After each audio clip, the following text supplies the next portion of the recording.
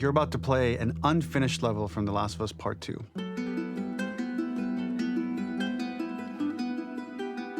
The reason we added this section is there are a few sequences, and we picked the 3 of the best ones, that we cut from the game. Often we build a game that's much bigger than what ends up being the final product.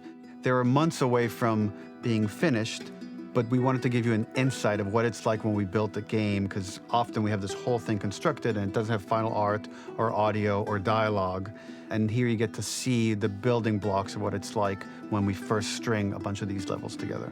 This is the intro to the first deleted level, and this one is the roughest of the 3. We wanted to show more of how Jackson operates. So this is the festival where Ellie ultimately kisses Dina. This sequence would have come very late in the game as a flashback sequence while you're in the farm with Dina.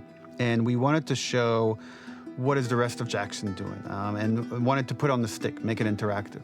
So you could see when you're outside, there are all these almost like carnival games that you can play.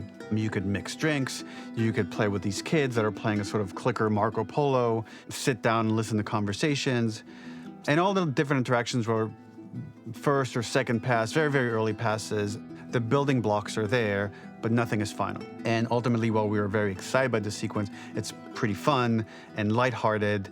It just slowed things too much as we're barreling towards the end of the story at this point. So again, reminder, rough, missing audio, missing animation, missing gameplay tweaks, missing dialogue, but pretty representative of what it would have been. So enjoy.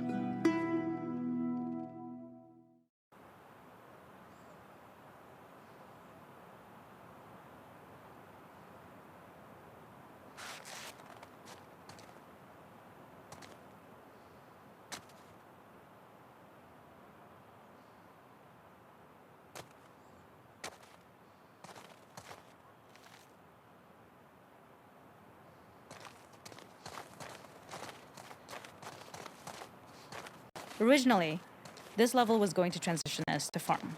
We would go all the way through to the dance, where Ellie and Dina share their first kiss.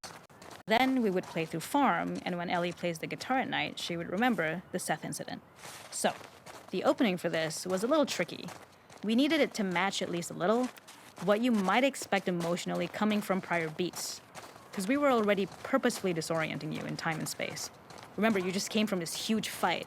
To jump straight into it would have been a little too jarring. After some back and forth, we rooted it in Ellie's nerves, calling back to her hands shaking in the theater. But this time, for a much more innocuous reason we'll find out later. She's nervous because she has a crush on Dina, who is the only reason why she's here at the dance. Something we really wanted to do was highlight the way their lives had turned upside down since she went down this path. We had this idea of recontextualizing all of our usual gameplay mechanics that were designed for really violent ends. The workbench, door bashes, throwable weapons, and even the infected, which is my personal favorite. Peppered throughout the level are moments of levity or shared history, all the while seeing how happy and mundane they all were before her huge revenge odyssey.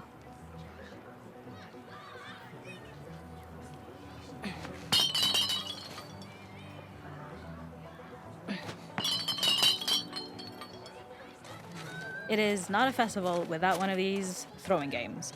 This one, of course, uses our throwable system where you're often chucking explosive things or stunning things, but for a more wholesome purpose, although some people take this game really seriously. A fun aspect of this is if you did well, you could win a toy here. Ellie would place it in her pocket. If you had done this, you'd find the toy with JJ, the baby, later back at the farm. When we cut this, the toy made it through anyway because it was so cute. It is the same one you see on the tractor at the farm. Ollie the elephant.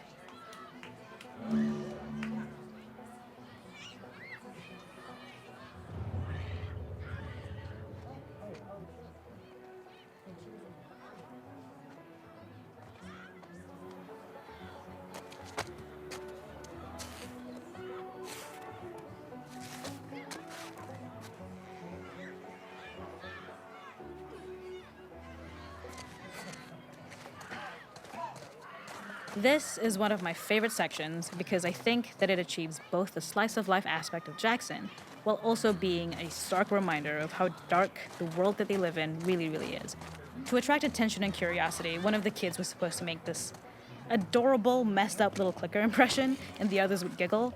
We tried a version where if you got close enough, the kid might try to follow you a little before turning back. Since clickers are blind and move by echolocation, for this game of messed up tag, Ellie must close her eyes and listen for when the children give themselves away. The thought was that these kids are in relative safety. They still grow up with the dangers of clickers and runners, and all those lessons would embed themselves in the games that they play. When the festival got cut, they tried to preserve this moment and move it to the front of the game where the snowball fight is, as a tutorial.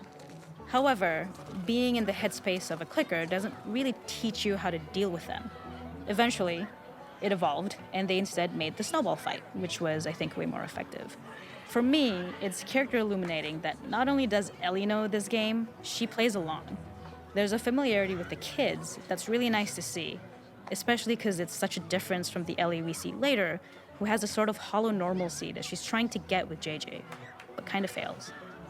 The makeup artist is pretty simple. It's one of those little in-game scenes we peppered in to make it feel like Ellie had roots in the town.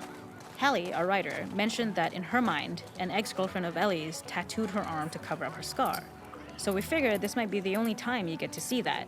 We wanted to hint at it and allude to it and make it feel like there had been so much more that had been happening and so much more that Ellie threw away.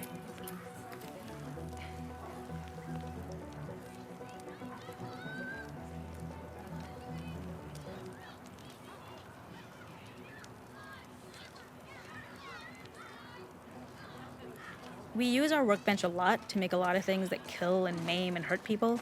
Here, we had the silly idea of using the same feel, harkening back to the same animations, using the exact same UI to instead fix a drink. Like the workbench, you could pick your base, and then you could add something to it. And at the time, we had some different reactions from Ellie based on how strong you chose to make the drink. Something we wanted to prototype, though, before it got cut, was picking up some ingredients around to add, like a lime or maybe a bottle of someone's favorite whiskey or salt, like you were earning upgrades. We also toyed with having Ellie carry around the drink you made and occasionally sip it, psyching herself up to go talk to Dina inside because she's nervous.